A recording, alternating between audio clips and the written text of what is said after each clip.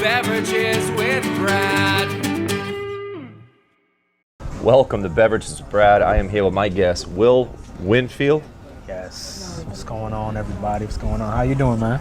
Good, and this is, I feel very unprepared. I'm half asleep, I'm a little hungover, and I don't know anything about you. But here we are. I was told you got to have Will on the show. He's got a fascinating story.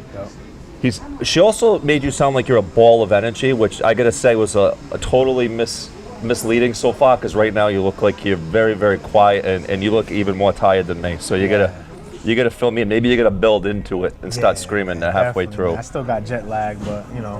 When did you get here? Got here 1 o'clock last night. No wonder why you're tired. Yeah. So you have a better reason to be tired. Yeah, man. But we're gonna get it in, regardless. We're gonna get it in. And you're coming from Seattle, but you're from here originally. Yes, born and raised Providence, Rhode Island. And how did you go from Providence to Seattle? Why did that happen? So it happened, man, because you know I wanted to have more opportunities, and you know, of course, my wife moved down here from Seattle to come out here and live with me for 3 years. And I told her, you know, in 3 years, if nothing is, you know, doing what it needs to do, then let's just go back where you were. And, You picked a great time to go, and Seattle's like completely closed down. And then, did you get to experience Chaz at all while you were out there? I heard that was a blast. It's crazy, man. It's crazy, man. Yeah. I would call because my brother lives out in Olympia. I'd call him and be like, dude, what the hell is going on out there? Yeah, it's crazy, man. But nonetheless, I love it, man. You know, I think it was probably one of the best moves that I ever did. So I'm super grateful to just, you know, come back home and just add value to my community and just be here. So I'm glad to be here with you. So, yeah, I want to hear your story. I don't know anything about it. As far as Yeah. I know, you're a motivational speaker that has, you know, an amazing story. That's what everyone keeps telling me. That's what your buddy John, a.k.a. the producer, told me when he got here. So let's hear it. Let's hear how you began, how you got to the point where you became a motivational speaker. Yeah. So where it started was I became homeless. I worked at a job in Franklin, Massachusetts called Jayco Environmental. And I'll never forget walking into the job, and literally I had this just gut feeling like something was gonna happen. You know when something's off. You know, you got that feeling, that notion. And I remember walking to the back and just demoing some refrigerators and using the PDA to scan the refrigerators, and my boss comes down with the forklift. His name was Ramon. And he was like, "Hey, Will," you know, he was like, you know, "Phil wants you in the office." I'm like, all right, cool. It don't matter to me. I'm a hard worker. I'm doing everything I need to do. How old were you at this point? Man, I was like 22. Okay. 22. And I remember going all the way to the office. I still had this gut feeling like something's off. But I can't be off with me because I'm a hard worker. I'm good. And as I go into the office, Phil's on his computer. He turns around. He says, "Will, what's going on?" I said, "Hey, not much, man. I'm just getting work done." He said, "Yeah, man, you know, I'm sorry to break this news to you." I'm like, "What are you talking about?" He was like, "We got to let you go." I'm like, "Let me go?" I said, "You ain't going to let nobody else go? You know, everybody else is playing around. I'm really working." He said, "Yeah, the company's going through a transition right now financially, and we just don't got the funds for you." I said, "You ain't got the funds for me, but you got the funds for the people who ain't working." He said, "Yeah, we have to let a couple of y'all go." When I tell you, Brad, man, when I had to get back in my 2001 Nissan Maxima and drive all the way from Franklin, Massachusetts, all the way back home with tears in my eyes, I was hurt. Because I'm like, I have my mom staying with me, have a 2-year-old son, and I have my mother and my kids. And I'm like, I don't know how I'm gonna make this work. I don't know what I'm gonna do. And Because you're responsible for supporting everybody. Everybody, right? So eventually, you know, I just had to pick up the phone. And, you know, a lot of times when I go do presentations with schools, I tell a lot of the students, you know, be careful who you select to be your friend, because not everybody's going to be your friend. You know what I'm saying? And I remember picking up the phone and calling one of my friends by the name of Gilbert Augusta. Shout out to you, bro. Appreciate you. I picked up the phone, and it was heavy. You know, as a man, we're prideful. I didn't want to pick up this phone. I didn't want to call. And I remember calling him and just saying, "Yo, Gil, I'm homeless right now. I ain't got a place to stay. Can I stay with you?" He said, "Let me check with my mom." So basically, like right away, you knew because you lost the job, you wouldn't be able to afford where you were living. Is that what you're saying? Absolutely. Yeah. Okay. Yep. No way possible. Yeah. And you know, when I was talking to Gil on the phone, he was just like, "Yeah, I got you." You know, his mom was like, "Okay," and he let me stay with him for like 6 months, rent free. And that's four of you. No, so my Because mom. where did? Yeah, so my mother of my kids ended up staying with her mom. My mom ended up staying up with one of her friends. Okay, so everyone just kind of gets Everybody scattered. kinda just find scattered. somewhere to stay. Yup. And I just, remember just being grateful for the opportunity because I didn't, know anybody else was going to take me in. Yeah. Mind you, even just for like a week. Let me stay 6 months rent free. Yeah. So eventually I was able to get my, my unemployment check and be able to give him some money from it. And then from there, I ended up getting a job working at the House of Hope in Cranston. Okay. Well, it's not House of Hope no more. It's Crossroads. Okay. Yeah, Oh, okay. Over there by the DMV and stuff on the prison grounds. And I remember going in there and just working. I wasn't even part-time. I wasn't full-time. I was per diem. Mm-hmm. And they called me when they need me, So I just took full advantage of it. And this is what changed my life right here, Brad. One particular day I walked into work, and as I'm going up on the stage, my friend Jerome goes, "Hey, Will."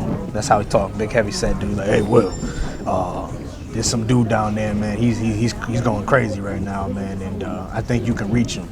And the reason why he said that is because most of the staff was so busy on the stage looking down on the homeless people while I was down there interacting with them. Like, how you doing? Do you need a toothpaste? Do you need a toothbrush? Do you need help? So right away, you had it in you that you wanted to help people. Absolutely. Yeah, it seems like that was right off the bat. Is that how you were raised? Where does that come from, you think? Yeah, it's something that my mom instilled into me.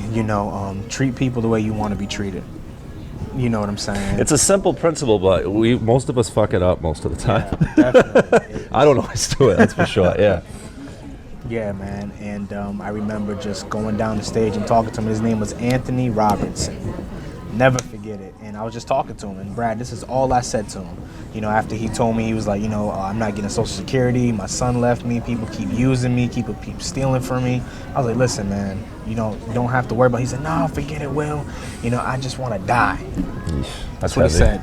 And I was like, as soon as he said it, like pierced me. But then I was like, nah, we're not doing this. I was like, yo, you are going to be okay. That's all I said to him, Brad. Mm-hmm. And because of the protocol in the shelter, somebody says suicidal and stuff like that, we have to be able to call the ambulance. And so I walked downstairs with him and I sat down on the step with him and I just said, Anthony, you're going to be all right.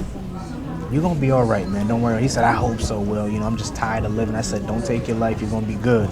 Ambulance comes, puts him in the back of the truck, close the door. He's looking at me through the window. I'm looking at him through the window. I'm like, you're going to be all right, man. 2 weeks later, I come back to work because, in the wintertime when it's really cold outside, they allow the residents to stay in. Yeah. And I got into work about 4:30 that day, and my friend Jerome goes again. It's kind of like deja vu. I'm like, oh, what? Not this again. He was like, hey, Will, Anthony's here, but he got good news for you. I said, all right, cool. Let me go put my lunch away. I'm gonna go down there. Walked up to him, I said, Aunt, what's going on? He's like, man, Will, because of you, man, everything is good. I didn't take my life. I got my apartment. I got my money. That must have been a good feeling. Looking good. Oh, man, the greatest feeling ever. Yeah. The greatest feeling ever, man. And I remember him hugging me and embracing me.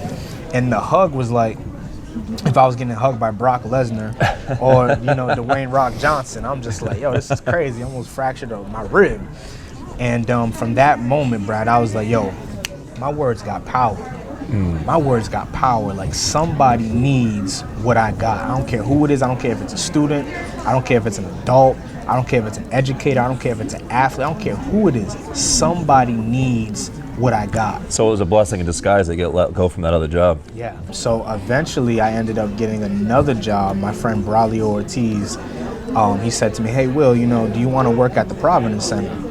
I said, I'm all for it. I said, I ain't got no problem. I said, definitely. He said, but it's working with recovering drug addicts. It's kind of a tough. I said, I don't care. Sounds like a tough job. Yeah. And I was just basically like, of course I'll take it, because my mom, she's a recovering drug addict, and she's been clean going on, I want to say almost 35 years. Wow, that's clean. Awesome. So when he said that, I'm like, yeah, definitely, And I remember sitting at home and getting the call from the Providence Center saying, hey, would you want to work for Men's Road to Recovery? I said, absolutely. You know what I'm saying? Now, again, it wasn't full-time or part-time. It was per diem. I didn't care about that. All I need is an opportunity to show you that I can add value to your company. Right. Right? Which is a good attitude to have. Right, you know, and when I got in there, did the interview, they're like, we love you, you know what I'm saying, we want you here. And I worked from part-time in Brad. And when I'm telling you, man, like I was working both the jobs, the shelter and the men's roaster recovery. I'm going back and forth. Like sometimes I'll work 3 shifts. Sometimes I'll work, you know. That must be like mentally draining, right? Because you're dealing with people like at their lowest stage in life. Like, so I would imagine like you'd come home at night, you'd be like mentally dead, no? To be honest, man, no. What kept you going? To see them live the life that they want to really live. So in other words, as draining as it was wicked rewarding. Rewarding. It's the greatest thing on earth. Yeah. And when I got there, Brad, I just started filling in the gaps. I'm like, yo, where can I help at? Is it driving somebody somewhere? Is it giving them medication? Is it taking them to a point? Like, what do I need to do to show y'all that I'm here for y'all? And, you know, of course you have those staff that think they're better than the clients, you know what I'm saying? But then you have those staff who really care. Because not everybody's there for the same motivation. No, you can tell some people were there for a check. You know what I'm saying? I mean, it is what it is. You do what you got to do. But for me, I wasn't there for a check. I was there for transformation. For me, but more so for them. Right. I wanted them to know that, you know, like, yo, man, you 50 years old, you got grandbabies. Yeah. You don't want to keep coming back here, man. Like, there's more life to live. You tripping. Yeah. You know what I'm saying? So to be able to be in that field and just be there for them and see them grow and see them come back and be, you know, 5 years clean, like, Will, I did it. Will, I got my grandkids back. Will, I'm off probation. Like, Will, I'm doing. I'm like, yo, this is the greatest joy. And I just made a vow, Brad, that I want to make sure that people don't live just to exist, but live to be remembered. Mother Teresa has a powerful saying, and it's never let nobody leave your presence without feeling happier. And I live by that code. Wow. Every single day I wake up, I say, I don't care if it's That's intense. Cat. Yeah. You know what I'm saying? That's intense, Will. I'm like, I don't care if it's a cat. I want that cat to leave more happier than when it first met him. You know I always feel that way about cats, just so you know. I love cats, so I feel like I would like to think I'd probably made more cats happy than humans, but but I love the principle. I love it. Yeah, man. And so literally, and I remember the second time I realized that my words had power, Brad, was I did a presentation. Now, this is my first presentation I ever did, literally in front of 45 grown men. Now, you got to understand, I'm about like 24. I'm going into this room. A bunch of dudes have already had more life. And they had hard lives, and they're like, you're like, how the hell am I going to get their respect? Yeah. Right, and it's like, they're looking at me like, who's this young guy? Like, you know, I ain't going to learn nothing from him. Yeah, that's a tough crowd right there. And I'll never forget, I did a presentation, Brad. It was called Eagles Don't Stress the Opinions of Pigeons. And after the presentation, I didn't know that the same problem that happened at the shelter was going to happen at this drug rehab facility. There was 2 guys in the back that wanted to leave an overdose. Literally. And I didn't find out till after the presentation when the counselor came up to me. Now, mind you, Brad, I ain't got no... So in other words, a lot of these people, because they're so messed up and beaten down by life, a lot of them just want out. They want out. Yeah. Yeah. They at their lowest moment. And man, when I tell you, man, like I ain't got no degree. I always tell people the only degree I got is wisdom. That's it. The degree of wisdom. And I remember... Yeah, sometimes that's a lot more helpful than a piece of paper. Because I got to tell you right now, I have a bachelor's degree in film studies, and I'm a karaoke host and a comedian. So turns out going out and just doing some shit is probably the best bet. Yeah. Right. And I'll never forget, man, the counselor came up to me. She said, Will, you know the presentation that you did? I said, yes, ma'am. She said, I want to let you know that these 2 guys, they were contemplating leaving and overdosing. They said because of your presentation, they're going to stay. And can I tell you, to this day, these guys are still clean. Wow, that's awesome. You know what I'm saying? Yeah. So this is not even about motivation. Sounds like you did a good job. Yeah, you know, that's awesome. And it's not about motivation. This is about empowering. Yeah. I want you to know, like, when you're in your deepest moments, when you want to contemplate committing suicide or contemplate picking up, you know, that cocaine or whatever it may be, that you have to understand that life is not given to exist, but it's given to live to be remembered. So what's the time frame here? How long ago was it that you started to do that kind of work from then till now? I'm trying to get an idea, because you said you were around 22 when you first started doing that kind of work. I don't know how old you are now. You look like you're like 27. So 30. Okay, all right. Just So you've been at 30 it. last So you've been at it for about 8. You turned 30 when? Last month. Oh, I thought you said last night. No. Oh yeah. Well, happy birthday. Thank you. So you've been doing it about 8 years. You obviously love it. Yeah, love it. Tell me the hardest part about that career path and your favorite part about that career path. I would say the hardest part is most people are too comfortable and they don't want to change.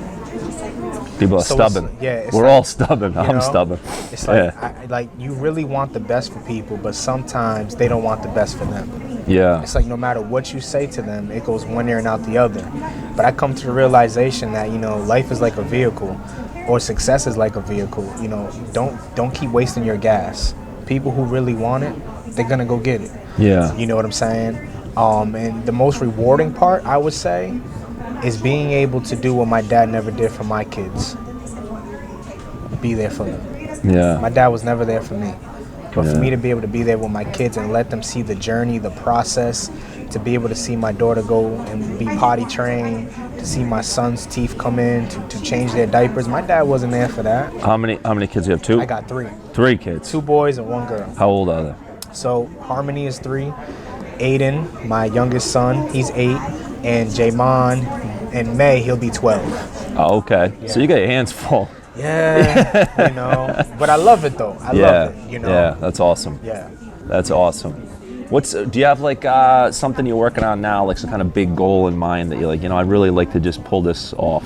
Yeah, so my biggest goal, well, let me just say this. My vision is to open up a shelter, open up a drug rehab facility, and kind of in the same complex. So what I want to do is just be able to help those who are homeless, transition them from being homeless and going to, either school, or if you're a recovering drug addict, go through a school and then help you to go into, housing, and then from housing, just help you to build your life back up. And is this what you're going to be working on out in Seattle, I'm assuming? This is the long-term vision. Okay. But as far as right now, I'm really just focusing on taking this message to schools. Okay. I want to be able to reach, middle school students, high school students, and college students. That's my goal. Let me ask you this question, because this is something that I hear talked about a lot, and I talk to people about, but none of us know what the hell to do or anything about it. You work in this world, so I want to know if you were, I don't know, the president or something. I don't know who the hell is in charge of this, but the homeless situation in America is getting crazy, especially in places like Seattle where you live, LA, crazy, New York, and it's tough because like I said, like my brother lives out in Olympia, and he says a lot of times like he'll just be driving. He's a pastor. He'll be driving to his church, and he said literally there's just like garbage on the side of the highway all over the place. Or like I listen to like the Joe Rogan podcast a lot. He recently left LA, and he said like it's literally just tents everywhere and just like it's crazy. So it's like as someone who's like not in that world, and I can be a douche, so I could be like, oh God, what a pain in the ass. But then like obviously there's a part of me it's like, God, that's really fucking sad. Yeah. So it doesn't, I don't know what is the solution, right? Because you get people on the right that'll be like, just get a job. Like these people need to fucking go to work. The government's giving them all this free shit. Then you got people on the left that are like, hey, let's just give them money, let them shit on the side of the road. Who cares if they're doing drugs and like literally like whatever, like just destroying the streets. Yep. And there's no, for me, so the right has their one-sided opinion, the left has their one-sided opinion. None of them seem to have it quite figured out. I'm curious if you were somehow in charge of the whole fucking thing, what is the answer here? So this is what I would say, and I believe that life is not meant to be deep, because when you start thinking so deep, you start to drown. I think it's, for me personally, I have this mantra that says, if you can't do a big thing, do a small thing in a great way. Right? So understanding that, hey, you may just be able to give them water. You've done your part. That's about all I got to offer. I guess somebody some water. So it's like, whatever you can do it. Yeah. Because you can do it. Right? And don't have, the judgmental thing, because here's the truth. Any one of us can be homeless at any given point, right? Somebody can be like, I don't care if you are a CEO. At some point, somebody, you can end up getting hooked onto drugs and all this stuff, and It can end quick. See what I'm saying? Yeah. So just be careful how you treat people, because the way you treat people is the karma that's gonna come back to you. Yeah. Right? So that's just my mindset, Brad. It's just like, yo, I can't do a big thing, but I can do a small thing in a great way. Right. So I think the point you're trying to make is everybody can only do what they can do, but if everybody has more of a spirit to be helpful, to be giving, to love your fellow man, like that's what would change the whole world. It's not like you're gonna just hit like one button and then all this is fixed. Yeah, is that your point? Definitely. So this has been like so serious, but I like to ask my guests if they could have any superpower, what would it be? So. Oh man. So I know it's a little bit changed direction from like, you know, feeding all the homeless in America to Marvel, but superpower. I ask every guest this question. To be honest, man, I just want to fly. You want to fly? I just want to fly. A lot of people like flying. See, here's my problem with flying. I'm scared of heights, so I think if I had the power of flight, I think I would like basically stay like about this high. I would like I'd be basically like levitating because I'd be afraid that like I'm flying. You know, you have like an off day, like sometimes you like trip over off a curb or something like that. Yeah. Like you have an off day, I don't know, you accidentally fly into a building, you fall out of the sky. Maybe the flight's not working great that day. That would scare the shit out of me. Yeah, definitely flying. You're gonna fly though. You're not. Get out of that LA traffic. You know what I'm saying? That Seattle traffic. I ain't gotta deal with no traffic. You have a very good reason for that answer. Yeah. All right, and the second, this will be the final question is, all right, so the, America's being invaded by evil robot ninjas, and you have to assemble a team. Yeah. It's you and 4 other people, living or dead, real or fake, like it could be a fictional character. Okay. You got 4 people. Who's your team? Who's your super team? Man, Albert Einstein. Wow, that's an excellent first choice. Definitely. Mother Teresa, because she'll feed them off. So you got the intelligence, the kindness. Yeah, okay. Then I would probably go with The Rock. See, that's more like what my friends normally say. That's the kind of answer I'm used to. I'm not used to like something as thoughtful as Einstein and Mother Teresa. The Rock is like, that's a little bit more what I'm used to hearing. The Rock. And then, so you only got one more. Yeah, one more. The Mother Teresa and Einstein aren't really fighting anybody, so you're gonna need The Rock's gonna have to put in a lot of work. Then I'm gonna go with Goku. That's from Dragon Ball Z, right? Yeah. All right. That's a great super team. Yeah. All right. Hey, Will, thanks for doing the show, man. Absolutely. I appreciate it. I appreciate you. I am. It's inspirational. I basically just crack jokes and help people sing horrible karaoke songs. So to see somebody who's actually doing work it's like changing the world and helping a lot of people, I think that's fucking awesome. Keep doing what you're doing, and thank you for taking the time. Absolutely, man. All right.